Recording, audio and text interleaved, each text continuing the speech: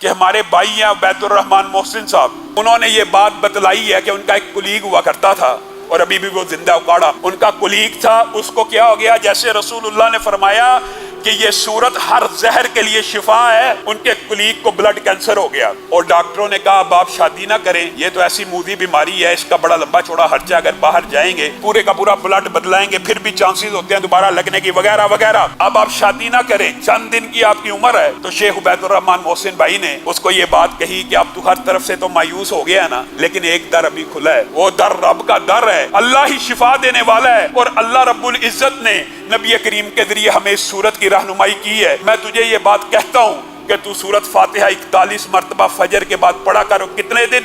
41 دن۔ بات آئیے ضمنی طور پہ تو یہ بات بھی سمجھ لیجئے، بعض لوگوں کو بڑا اعتراض ہوتا ہے کہ یہ عدد کیوں بتاتے ہیں، تو یہ بات یاد رکھیے، علاج کا باب، علاج کے باب کے اندر جو رقیہ شریعہ ہے اس کے اندر یاد رکھیے رسول اللہ صلی اللہ علیہ وسلم کے سامنے غیر قرآن کی بات ہو رہی ہے، غیر قرآن کے رقیات پیش کیے گئے۔ رسول اللہ کہتے تھے میرے سامنے دم کے الفاظ پیش کرو، جب وہ دم کے الفاظ سن لیتے تھے تو کہتے تھے اس سے دم کر لو۔ کیوں کہتے تھے اس سے دم کر لو؟ رسول اللہ صلی اللہ علیہ وسلم نے ایک کلیہ بیان کیا، کہا ہر اس رقیے سے، ہر ان الفاظ سے دم کر لیا کرو، چونکہ باب علاج کا ہے جن کے اندر شرک موجود نہ ہو، جو الفاظ مبہم نہ ہو، جو الفاظ کنفیوزنگ نہ ہو، جن الفاظ کے اوپر آپ کو اشکال یا اشتباہ نہ ہو، ان الفاظ کے ذریعے دم کر لیا کرو۔ گویا صحیح مسلم اور دیگر کتابوں کی حدیث نے یہ بات واضح کر دی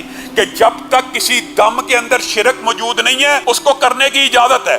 اور اس بات سے علماء اور محدثین نے ایک اور باب نکالا، کیا؟ علاج کے باب میں رسول اللہ صلی اللہ علیہ وسلم نے ہر علاج کی اجازت دی ہے سوائے جس میں شرک ہو۔ اگر ہم علاج کا باب بھی بند کر دیں گے تو بتائیے کیا انجیکشن رسول اللہ صلی اللہ علیہ وسلم کے دور میں تھا؟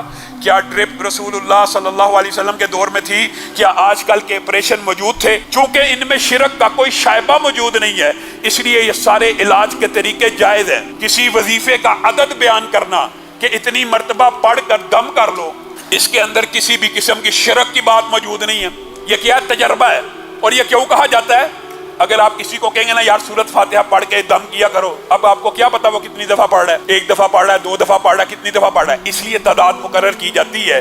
علماء کے مشاہدات اور تجربات ہیں کہ میں نے ایک بندے کو بیمار تھا، اس کے اوپر دم کرنا شروع کیا، میں کس عدد پہ پہنچا تو اس کو شفا ملی۔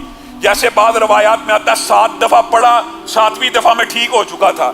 اسی طرح علماء کے تجربات اور مشاہدات ہیں کہ 41ویں مرتبہ جب پڑھا جاتا ہے تو شفا کے اثرات جسم کے اوپر ظاہر ہونا شروع ہو جاتے ہیں۔ تو عبید الرحمان محسن صاحب نے ان کو کہا کہ آپ 41 مرتبہ اس کو پڑھیں فجر کے بعد، اور کتنے دن پڑھنا ہے؟ 41 دن۔ اب 41 دنوں کا جو تعین ہے یہ بھی کوئی شرکیہ بات نہیں ہے، یہ بھی مشاہدہ اور تجربہ ہے۔ اب ہوا کیا کہ 41 دن اس نے پڑھا، اس کے بعد جا کے بلڈ کینسر کا ٹیسٹ کروایا، ڈاکٹر بھی حیران و ششدر رہ گئے کہ بلڈ کینسر جڑ سے ختم ہو چکا ہے، اور اس کی شادی بھی ہو چکی ہے، اور اس کے 4 بچے بھی موجود ہیں، ابھی بھی زندہ ہے۔ آپ بتائیے آپ اور میں اس صورت سے شفا لینے کی کوشش کریں گے تو ملے گی، پڑھنا نہیں۔ ہمارا مسئلہ یہ ہم لینا نہیں چاہتے، ہمیں لگتا ہے کہ 41 مرتبہ پڑھیں گے بڑا ٹائم لگ جائے گا، ڈسپرین کی ایک گولی کھانا آسان ہے، پیناڈول کھانا آسان ہے، لیکن آپ کو یہ پتا نہیں ہے کہ اس کو پڑھنے سے صرف شفا نہیں ملنی، دوسری طرف نامہ اعمال میں نیکیاں بھی لکھی جا رہی ہیں۔ یہ آپ